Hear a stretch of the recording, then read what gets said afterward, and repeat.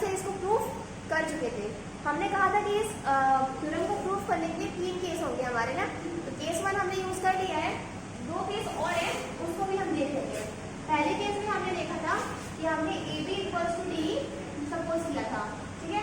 उसके जब हमने AB equals to D suppose कर लिया तो हमने SAS एक्सियल से SAS कॉन्ग्रुएंस रूल से इनर ट्रायंगल से कॉन्ग्रुएंट प्रूफ कर दिया था, है ना। अब देखिए, अब जो हमारा केस सेकंड है, केस सेकंड में हम ले लेते हैं कि जो हमारा AB है, AB जो है वो D से बड़ा है। केस सेकंड क्या है हमारा, केस सेकंड में AB is greater than D, AB is greater than D। तो इसमें हम क्या करते हैं, हम इसमें कंस्ट्रक्शन कर लेते हैं, हम इसमें कंस्ट्रक्शन करेंगे। क्या करेंगे हम C से AB पे एक पॉइंट, मतलब C से AB पे एक लाइन ड्रॉ करेंगे P पे ना। Draw line C from P on AB।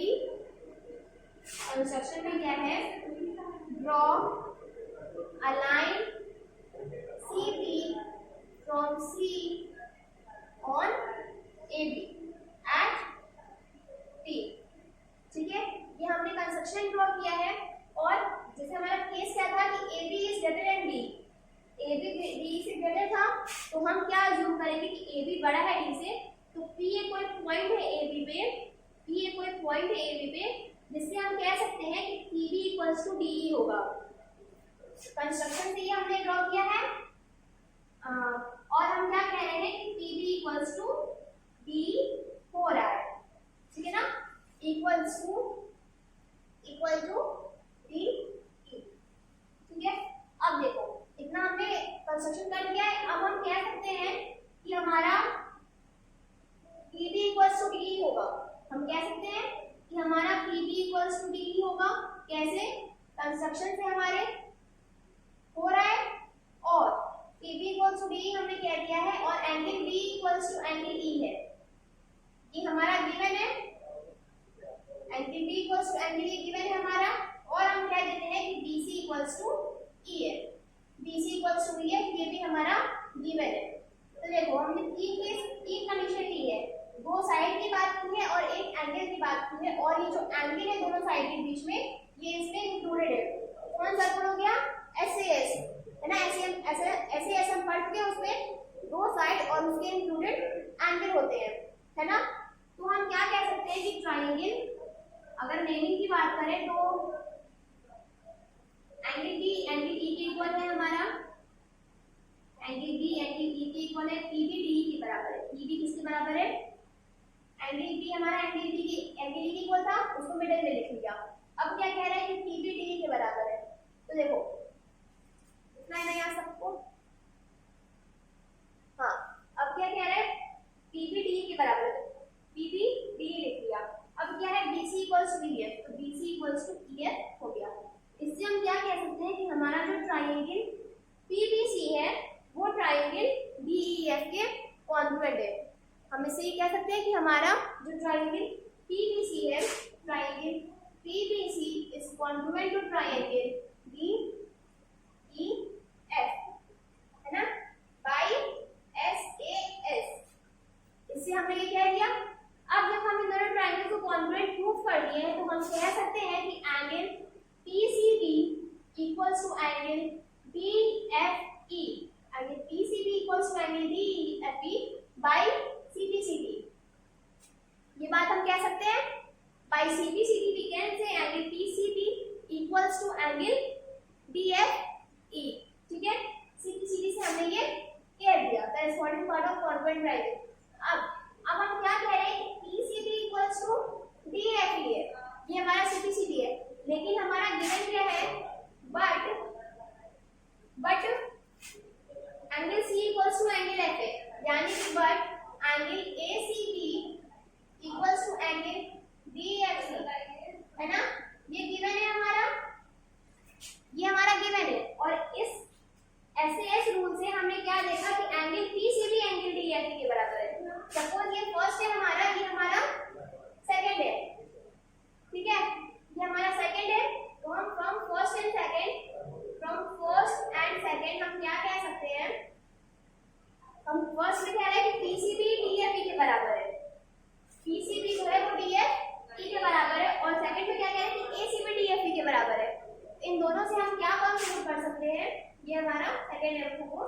इन दोनों से हमने कंक्लूड कर लिया कि हमारा angle PCB equals to angle ACB। From first and second हम लिख सकते हैं कि angle PCB equals to angle ACB।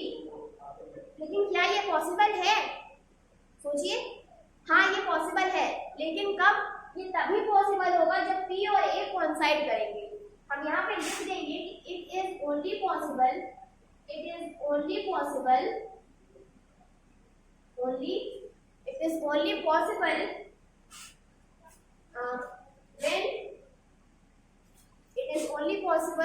यहाँ पे लिख नहीं रहा है ना, हम इसको यहाँ पे लिख देते हैं, यहाँ पे नोट कर लेते हैं, ठीक है। यहाँ हमारा स्पेस है, यहाँ हम क्या नोट कर लेते हैं?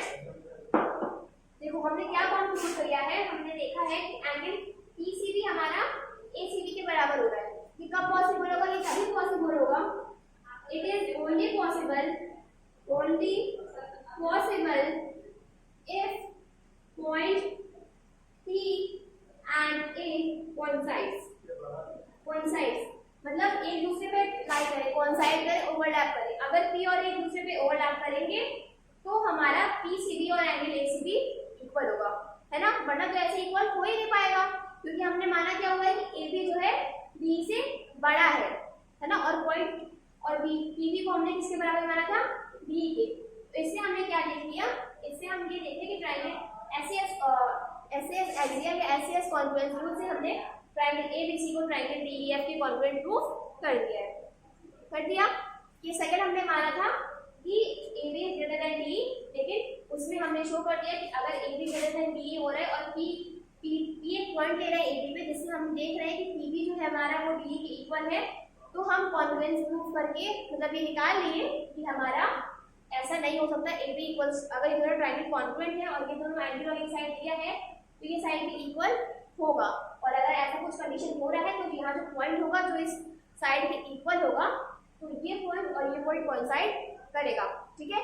ये था हमारा केस नंबर सेकंड। अब हम देख लेते हैं हमारा case number third. Case number second में जैसे हमने AB ग्रेटर देन DE मान लिया, केस नंबर थर्ड में भी कुछ ऐसा ही करेंगे। उसमें हम क्या कर देंगे? AB is less than D। देखो हमने बोला था कि हम तीन केस से इस ट्रायंगल को प्रूव करेंगे। पहला केस हमने देखा था कि जब AB और DE बराबर थे। पहला केस हमने क्या देखा था कि when AB equals to D। Second case में हमने देखा when AB is greater than D, है ना। अब थर्ड केस में हम क्या देखेंगे? थर्ड केस में हम देखेंगे कि AB is less than D, ठीक है। ये हम देखेंगे अपने थर्ड केस में। क्लियर? तो लिख लेते हैं केस थर्ड है हमारा, जिसके हिसाब से AB is less than D, ठीक है। ये केस थर्ड है, तो इसमें भी कंस्ट्रक्शन कर लेते हैं। कंस्ट्रक्शन क्या करेंगे? देखो इसमें केस थर्ड में क्या है? AB जो है DE से छोटा है, AB जो है वो DE से छोटा है, तो हम कंस्ट्रक्शन में मतलब F से ऐसी लाइन ड्राइंग कर लेते हैं। सपोज ये हमारी P है, इस तरीके से ये जो P हो वो AB के इक्वल हो जाए। जैसे केस सेकंड में हम चले थे वैसे इस केस में भी हम चलेंगे। बस केस सेकंड में हमने AB को DE से बड़ा लिया था और केस थर्ड में हमने AB को DE से छोटा ले लिया है। इसका मतलब केस सेकंड में AB बड़ा था, केस थर्ड में DE बड़ा हो गया, ठीक है। DE बड़ा हो गया तो कंस्ट्रक्शन में हम क्या करेंगे? Draw a line FP, draw a line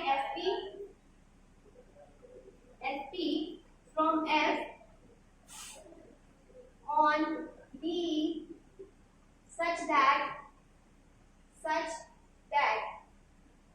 PE equals to AB, ठीक है। ये हमने कंस्ट्रक्शन कर लिया। तो हम क्या कह सकते हैं? हम कह सकते हैं कि AB equals to PE होगा हमारा। कैसे? कंस्ट्रक्शन से, ठीक है। कंस्ट्रक्शन से हम कह सकते हैं कि AB इक्वल्स टू P होगा। अब angle P equals to angle E given है हमारा, angle B equals to angle E ये गिवन है, क्लियर। अब BC इक्वल्स टू EF ये भी हमारा गिवन है, BC इक्वल्स टू EF ये भी हमारा गिवन है। इतना हो गया। अब इसमें भी हम क्या कह सकते हैं? Triangle angle B angle E के इक्वल है, AB PE के बराबर है, AB AP जो है वो PE के बराबर है और BC जो है वो EF के बराबर है। हाँ, तो देखो नेमिंग इस टाइप से हो जाएगी। तो नेमिंग हमने कर ली, जो हमने कंडीशन यूज की थी उसकी हेल्प से हमने नेमिंग कर ली। तो नेमिंग में हमने क्या देखा कि हमारा जो ट्रायंगल ABC है वो कॉन्ग्रुएंट टू ट्रायंगल PEF हो रहा है बाय SAS। हम क्या देख रहे हैं कि triangle ABC is congruent to triangle PEF by SAS में। ठीक है, अब हम कह सकते हैं angle PFE equals to angle ACB by CPCB। ये हम कह सकते हैं, इसको हम फर्स्ट मान लेते हैं। हमने क्या कहा कि angle PFE equals to angle ACB but यहाँ पर क्या गिवन है, angle C equals to angle F, यानी कि angle DFE equals to angle ACB। ये हमारा गिवन है, ये सेकंड है। फर्स्ट को हमने CPCD से प्रूव कर लिया है और सेकंड हमारा गिवन है। दोनों केस देखो, इन दोनों से हम क्या लिख सकते हैं, हम सिंपली इन दोनों से लिख सकते हैं कि from first and second we can say that angle TFE equals to angle DFE। हमने क्या कहा कि एंगल TFE जो है वो DFE के बराबर है, ये हमने कहा है। लेकिन ये कब पॉसिबल है, F है ना हमारा, दिख रहा है, हाँ ये हमारा F है। ठीक है, वहां से हमने ज्वाइन किया है, तो हमको क्या मिला यहाँ से कि एंगल PFE जो है वो एंगल DFE के बराबर है। लेकिन ये कब पॉसिबल, अभी तो हमने कहा था कि जो हमारा PE है वो AB के बराबर है और DE AB से बड़ा है, तो ये पॉसिबल नहीं है। ये एक ही केस में पॉसिबल होगा जब P और D कोइंसाइड करेगा। सिमिलरली जैसे हमने प्रीवियस केस में लिखा था वैसे इसमें हम लिखेंगे, it is only possible when P and D coincides, है ना। जब P और D कोइंसाइड करेगा तभी एंगल PFE जो है वो एंगल DFE के इक्वल होगा। हो रहा है, क्लियर है इतना। देखो तभी हम कह सकते हैं कि हमारा जो एंगल PFE है वो एंगल DFE के इक्वल हो रहा है। क्लियर, तो हमने क्या लिखा, PFE DFE के बराबर था, यानी जो हमारा अजम्पशन था कि AB is less than DE, वो ऐसा नहीं होगा। इससे हम देख सकते हैं कि हमारा AB जो है वो DE के इक्वल आ रहा है। तो हमने तीन केस देखे, एक में हमने AB और DE को इक्वल माना, एक में हमने AB लेस देन DE माना, AB ग्रेटर देन DE माना, और एक में हमने AB लेस देन DE माना। तीनों से हमारा AB मतलब बाकी के दोनों केस में हम ये प्रूफ कर दे रहे हैं कि AB DE के ही बराबर है, और पहले वाले में ये था उससे हमने CPCD से ये एंगल इसके इक्वल प्रूफ कर दिया था। मतलब हम ये कह सकते हैं कि इस थ्योरम को हम ऐसे S से प्रूफ कर पा रहे हैं, ऐसे S हमारा एक्सियम था। क्लियर है, इतना हो गया। अब देखो इतना हमने प्रूफ कर लिया है, इसमें हम क्या देख रहे हैं कि इस कॉन्ग्रुएंसी रूल में हमने देखा कि अगर किसी भी दो ट्रायंगल के दो साइड और उसका इंक्लूडेड एंगल इक्वल होता है तो वो दोनों ट्रायंगल कॉन्ग्रुएंट कहलाता है। अब देखो यहाँ से एक नया कॉन्सेप्ट हम लोग राइज कर सकते हैं। यहाँ से एक नया कॉन्सेप्ट हम लोग क्या राइज कर सकते हैं, इस थ्योरम में हम देख रहे हैं कि इसमें दो एंगल और उसके इंक्लूडेड साइड अगर इक्वल होंगे तो वो ट्रायंगल कॉन्ग्रुएंट कहलाएगा, है ना। इसका मतलब क्या कह रहा है कि ये साइड इसको भी रब कर दो, है ना, ये एंगल इसके इक्वल है, ये एंगल इसके इक्वल है और ये साइड इसके इक्वल है, ये कह रहा है। तो देखो किसी भी ट्रायंगल के दो साइड्स अगर दूसरे ट्रायंगल के दो साइड्स के इक्वल है तो हम कह सकते हैं एंगल सम प्रॉपर्टी से ये एंगल भी हमारा इक्वल होगा। हमें क्या दिया है कि एंगल B एंगल E के इक्वल है और एंगल C एंगल F के इक्वल है ना। मतलब एक ट्रायंगल के दो एंगल दूसरे ट्रायंगल के दो एंगल के इक्वल है, तो दोनों ट्रायंगल का जो तीसरा एंगल होगा यानी एंगल A जो होगा वो एंगल B के इक्वल होगा। क्योंकि अगर हम एंगल सम प्रॉपर्टी की बात करें तो ये दोनों एंगल्स जो है इन दोनों के इक्वल है। अगर हम 180 में से ये दोनों माइनस करेंगे तो जो वैल्यू इसकी आएगी वही वैल्यू इसकी आएगी।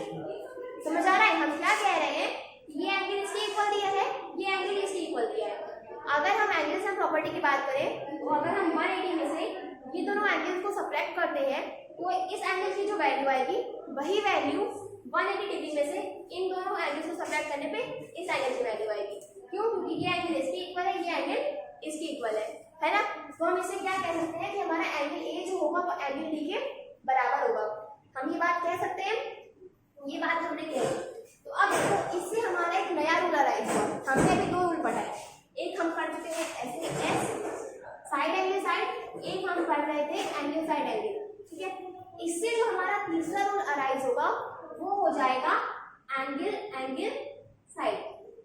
इस केस में हमने ये एंगल इसके इक्वल कर दिया है, दो एंगल्स इक्वल है ही और ये साइड इक्वल है।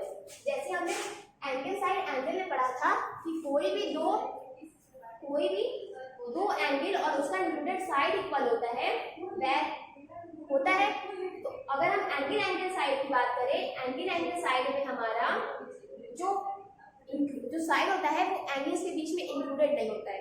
सपोज अगर हम एंगल ए और एंगल ए हमारा एंगल डी से हम प्रूव कर रहे हैं, एंगल बी हमारा एंगल डी के इक्वल ही है ना।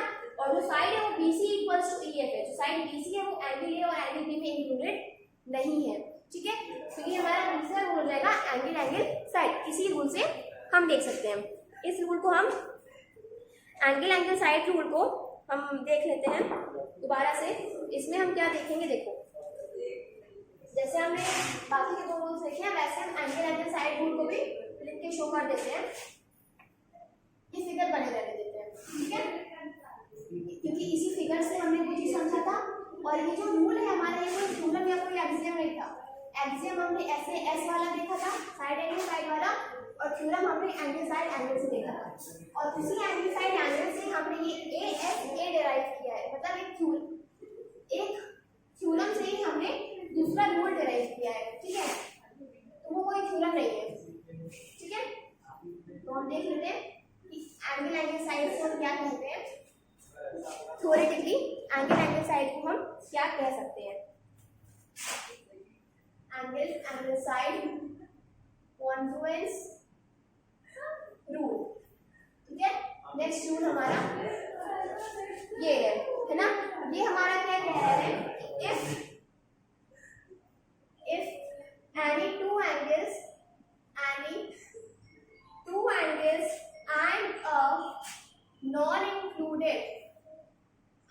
a non-included side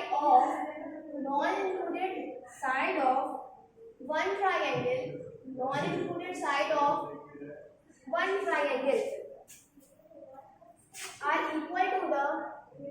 are equal to the angles and side of the another triangle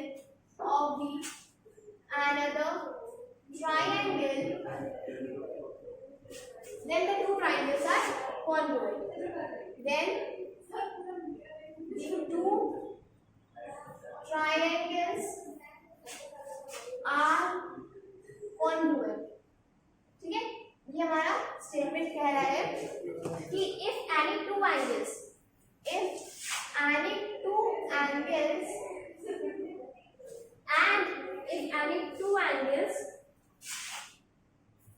and a non-included side of one triangle are equal to the angles and side of the other triangle, then the two triangles are congruent. Angle side angle में हमने क्या देखा था कि दो angles थे, उनके बीच में इंक्लूडेड साइड था। तो उसी एंगल साइड एंगल से हमने ये भी निकाला, मतलब ये हमने देख लिया कि एंगल साइड एंगल वाले रूल से ही कि जो उस ट्रायंगल का तीसरा एंगल होगा वो हमारा इक्वल होगा। एक तो हम सीधे से भी इक्वल कह सकते हैं, अगर हम इन दोनों ट्रायंगल्स को एंगल साइड एंगल से हम प्रूव कर रहे हैं कॉन्फ्लुएंट, इसको हम angle A equals to angle D हम सीधे से भी कह सकते हैं। और एक केस हमने देखा कि अगर हम एंगल से हम प्रॉपर्टी लगा के 180 से इन दोनों एंगल्स को इस ट्रायंगल में सब्ट्रैक्ट करें और इन दोनों एंगल्स को इस ट्रायंगल में सब्ट्रैक्ट करें, तो ये दोनों एंगल्स हमारे सेम आएंगे, है ना। उसी से हमारा ये रूल आया जिसको हम कहते हैं AAS कॉन्फ्लुएंस रूल, यानी कि एंगल साइड कॉन्फ्लुएंस रूल। इसमें क्या होता है कि कोई भी दो एंगल, अगर ये एंगल इसके इक्वल है, ये एंगल इसके इक्वल है ना, और जो हमारा साइड है वो इन दोनों में इंक्लूडेड ना हो, मतलब अगर ये दोनों एंगल ले रहे हैं तो चाहे वो ये साइड ले लो चाहे ये साइड ले लो, अगर दो एंगल और एक साइड दूसरे ट्राइंगल के दो एंगल और एक साइड के बराबर है, तो उन ट्राइंगल्स को हम एंगल साइड से कॉन्ग्रुएंट कह सकते हैं। क्लियर? इतना कह सकते हैं। अभी हमने 3 कंडीशन पढ़ ली है, साइड एंगल साइड एंगल और एंगल साइड। ठीक है, हम सब देख चुके हैं, इतना हम देख चुके हैं। तो अब हमारे बचते हैं, हमने डिस्कस किया था 3 कंडीशन के बारे में, है ना, 5 कंडीशन के बारे में। 3 कंडीशन हम देख चुके हैं। नेक्स्ट 2 कंडीशन हम डिस्कस करेंगे अपने नेक्स्ट वीडियो में। ठीक है, आई होप गाइस आपको ये सब समझ में आ गया हो, नहीं आया तो आप कमेंट बॉक्स में कमेंट करके अपने डाउट्स क्लियर कर सकते हैं। ठीक है, तो गाइस अभी के लिए इतना ही। Till then, thank you.